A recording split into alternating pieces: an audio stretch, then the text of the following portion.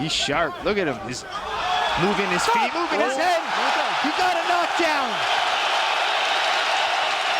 The crowd's going wild for the youngster. Теди, много ти благодаря, че отделяш време. Тук сме в Тайланд, в залата Пичай. Много, много добра зала. Първо, защо си ти в Тайланд? Това ми кажи. Ами, дойдохме тук заради хубавото време, хубавата храна, тренировките, а пък и малко като на почивка. Да. Ти си вече от една седмица тук, мисля. Ами, 2 седмици почти стана, да. Да. Да. Допада ли ти? Много ми харесва. Аз бях тук преди няколко години, бях изкарал няколко месеца, просто уникално тук, зато и предполагам, че ще се връщам още доста пъти. Да. Твоя опонент Сеймелир, той тренираше тук на този ринг. Искам да те върна назад във времето обаче, защото много неща се случиха през изминалата година. На 22 февруари 2025 аз бях в Нидерландия, ти игра срещу Чико Квази. Имаше много български фенове, двубой за титлата, ти даде всичко от себе си, но загуби този двубой. Кажи ми, голяма подкрепа, даде всичко и загуба. Какво беше, като се събуди на другия ден? Какви бяха чувствата, емоциите? Ами, разочароващо беше, със сигурност. Беше много разочароващо, но то самата загуба, може би най-много слагам на себе си, понеже ние имахме изграден план. Този план, може би поради емоционални някакви пориви, не успях да го спазя, понеже днес много българи имаше, които дойдоха да ме подкрепят. И просто аз забравих за цялото нещо, целият фокус забравих за него и това ми костваше победата според мен. Аз бях, няколко месеца тренирахме как да играя срещу него, какво да направя. Просто като се качих в ринга, аз исках да го нараня, исках да го откъсна главата и това беше най-голямата ми грешка. Бях надигран, измислима и се загубих. Окей, и след такъв матч ти се прибираш в България и след това 9-10 месеца почти никакви матчове. Те гори тогава наблегнаха на тежката категория. Кажи ми, как се държеше мотивиран в такъв период, в който хем си загубил, хем Глори не ти предлагат никакви матчове. Как се мотивираше? Ами трудно, наистина беше много трудно. Те месеци ми минаха много неща през главата, но целта беше една. Аз нямаше как да оставя нещата така, без да си върна на този матч, понеже и много работи се казаха от негова страна и от екипа му. Просто сърцето ми нямаше да ми позволи да не се върна и да го бия и това беше нещо, за което съм мислил, събуждал съм се, заспил съм с тази мисъл. Просто това исках да направя. Това беше моята мотивация той. А какво точно е казал Чико Квази за теб? Ами, че много ме е надценил, че съм бил много лесен, много работи. И след като вече излезе се едно, че ще играем заедно на турнира, че само ще бъде една хапка преди голямото ядене. Много такива работи каза, които не са ме жегнали по някакъв начин, но със сигурност ми бяха допълнителна мотивация и го показах. Показах го, че така ми е подействал. В първия двубой много пъти хвърляше удари, но не успяваше да го оцелиш. Някакси с дистанцията не можеш да се справиш и с неговия размах. Във втория матч обаче много удари ги нанасише. Какво промени? Защо във втория матч се получаваха нещата? Просто защото имах фокуса. Знаех, че не мога да си позволя да загубя и просто ние реално не сме променили нищо по стратегията. Абсолютно това, което трябваше да направя в първия матч, го направих във втория. Просто можех да го направя миналия път, но тогава емоционално не бях явно подготвен за такова нещо, понеже наистина беше голяма сцена, много хора. Просто този път бях там на 100% и си казах, че няма какво да стане. Трябва да отида да победя. И изобщо нито съм гледал социални мрежи, нито съм слушал хората какво говорят. Абсолютно нищо, просто бях фокусиран много. Много ми направи впечатление, че ти непрекъснато, особено в този втори двубой с Чико, много използваше тези инсайд лоу кикове и като цяло лоу кикове. Защо толкова много и защо толкова инсайд лоу кикове? Защото просто знаех, че те ще ми вървят. Това беше стратегията и с треньора ми. Ние сме гледали предишни негови мачове и гледахме да наблегнем на неговите слаби страни. Но пак ти казвам, аз това го тренирах още за февруари за мача. Просто това е една година процес, който аз съм тренирал само за как да играя с него. Реално аз съм по-бърз от него и мога да го надиграя, обаче миналия път не го направих това нещо. Това се е изцяло моя грешка. Но тая загуба ми даде много повече от всичко. Наистина. Тая загуба ми даде много. Казах, сам за себе си разбрах, че трябва да се събера, трябва да почна да мисля докато играя. Не е всичко само бой, ами трябва да се вкара и стратегия. В третия рунд имаше един момент, където той много те натискаше, но ти непрекъснато се движеше из главата и избегна някой удара и даже направи, на английски му казват showboat. Да. Можеш ли да усетиш в този момент, че Чико беше така фрустриран, ядосан? Да, със сигурност. Обаче не е нещо, което съм мислил да го направя, то просто ми дойде отвътре. Ние като играхме първия матч, той правеше подобни работи и това е нещо, което явно е останало в съзнанието ми. И просто по някакъв начин то се случи, в смисъл в точния момент, нали, стана много така хем вайрал и хората се изкефиха. И да, не беше нещо по-ново, но се случи. Да. А той самия Чико Квази е изключителен боец, смисъл, много труден. Реално той от много години не е губил двубой. Ти го победи. Какво според тебе, каква е стратегията, която побеждава неговия стил? Ами нещо по-различно. Той според мен всички мачове е свикнал всички да го настъпват напред и да го гонят, а той само да ги движи, да ги удря, да ги, както се казва, да ги омаря, да ги успива. Просто аз сметнах, че ако аз играя неговия стил на него, така ще се получи и така и стана. Той гонише мене, аз го избягвах. Ти спечели двубоя и нали, обявиха те за победител и като че ли дадаха за кратко кадър на треньора ти, на Делян Славов и той ти каза, успокой се, нещо такова. Какво ти каза той директно след победата ти над Чико? Забравяш, че се е случило. Ти имаш втори матч, забравяш, че се е случило това нещо, излизаш и искам втория матч да си безупречен пак. Само, че първия матч вече бях се усъкатил от всякъде, крака, ръце и просто не беше същото, но нямаше какво да стане. Излизаме и се бием, това е нашия спорт.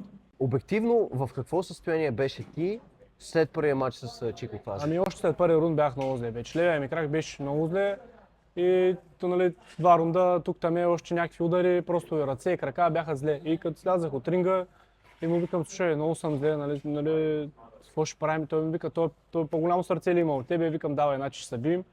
И това беше. Просто когато можахме, сложих на глезенки, казах си, може би като ме удари адреналина, няма да ме боли толкова много, аз не мога и да ходя направо.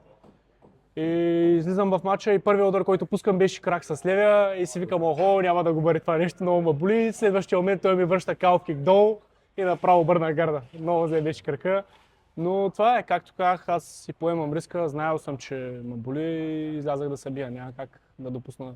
Предпочитам да загубя, но не да сам пред себе си да знам, че съм се спекал да излеза. Да, но дори двубоя с Емилир беше според мен много равностоен смисъл. Аз не бих казал, че той е доминирал матча. Обаче това ми направи впечатление, ти беше много, въпреки че кажеш, че краката ти бяха контузени, така беше на пръсти и движеше се много. Как се движиш така добре, при условие, че реално и двата ти крака са напълно унищожени? Ами не мога да допусна да види, че му е заболяло нещо, това е. Не мога. Сам, може би най-много заради его, просто не мога да му позволя да види, че му боли нещо и това е. Ти движиш главата, сменяш нали, Southpaw Orthodox и в един момент избухваш и хвърляш няколко комбинации. Как успяваш така да избухнеш, да удариш опонента, без той да те засече, нали, докато влизаш към него? Ами то е някакъв момент на усещане просто. Аз даже реално това нещо е, което на моменти искахме да избегнем. Точно за този матч с Чико искахме да го избегнем това нещо. Понеже той е много добър на такива случайни удари. В смисъл някой му влиза и той пуска някакви странни удари и много му се получава наистина. И даже на моменти имах много така добри серии, в които скачам и пускам някакви удари и треньора ми крещи: не, назаде! И аз такъв, добре, давам назаде, слушам си го точно както тръга, нали, както ми е казал. Просто треньора ми наистина е велик, той изцяло изготвил цялата стратегия, слушах го и наистина след матча просто бях възхитен как ако направя всяко едно нещо, може би това беше първия матч, откакто играя за толкова много години, на 10 години, който съм спазвал на 100% стратегията си и просто беше точно както трябва да се случи. Имаш пред матча с Чико. Да, точно, втория матч, да. Реално в момента имаме Стоян Копривленски, имаме теб, имаме Богдан Шумаров, но Богдан основно тренира в Нидерландия с Саид, Стоян е при Майк Пасенир. Обаче ти успя от България с Делян, твой треньор, успяхте да стигнете върха. Как го постигнахте това нещо, имайки предвид, че в България никой не инвестира в спорта, имайки предвид, че нямаш много спаринг партньори? Как успяхте двамата да го направите това нещо? С желание и мечти, това е. Аз имах мечтата да бъда спортист, а пък треньора ми сигурно на други хора, че няма как да се успее, беше плотно зад мен и го направихме. Просто това е. През всички тези години, в които вие двамата сте работили заедно, преди Глори, откъде ви идваше увереността и вярата, че ще стигнете до върха, при условие, че никой преди вас не го беше правил от България? Наистина не знам. Просто е била една моя мечта, която на всички съм казал, че някой ден ще се случи. Той просто не ме оставил за момент да си помисля, че някак да се случи. Винаги е бил плотно зад мене. Не знам, наистина, може би и голяма доза късмет и много неща. Те са много фактори, които са случили. Просто в най-добрия момент в живота ми, в най-добрата ми форма, се случи да има Глори в България и ми дадаха шанс да играя. Това просто беше Това беше момента на пика ми, се възползвах с две ръце и другото вече е история. Да. И реално ти в горе имаше 4 двубоя, след това загуби от Чико, победи Чико и загуби от Сеймелир. Да. Питам се, какво е чувството ти след тези два двубоя на 13 декември бях мачът, нали? Точно, да. Така, защото ти победи шампиона, обаче пък след това загуби от Сеймелир, който е номер 1-2 претендент. Какви бяха чувствата и емоциите след тази вечер? Ами честно казано, аз отидах на турнира за да победя Чико. В смисъл, това беше изцяло идеята. И нали, това, което аз исках да направим. Треньора ме искал да победя, естествено, но аз исках да победя Чико и може би втория матч.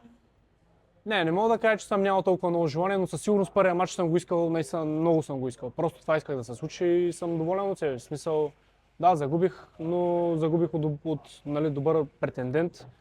Смятам, че неговия матч беше малко по-щадящ, по-така, но в смисъл да играеш два матча за една вечер, нали, не казвам нищо. Той излезе, надигра си, беше близък матча от към удари, но той имаше по-добрите удари и да, взе си матча според мен.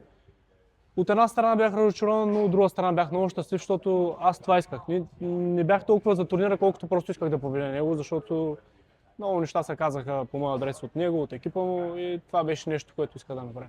По твое мнение, какво трябва да направим в България, за да може да не бъдеш само ти на това ниво, но да имаме и други високо ниво кикбоксери? Защото вашата схема, начина по който вие го правите с твой треньор, ето че работи. Какво работи? Какво трябва да направим, за да не е само Теодор Христов, ами да има още много бойци? Ами честно казано, последно време има много бойци, наистина много таланти. Има хора, които имат голям потенциал да се развият. Обаче може би единственото нещо, което всички ги спира е финансовата подкрепа. Като нямаш финанси да се прибереш вкъщи, да имаш какво да ядеш, да си купиш добавките, нали? Това нещо цялото е една демотивация. Ти тренираш цял ден и се прибираш и се чудиш как да свържиш двата края.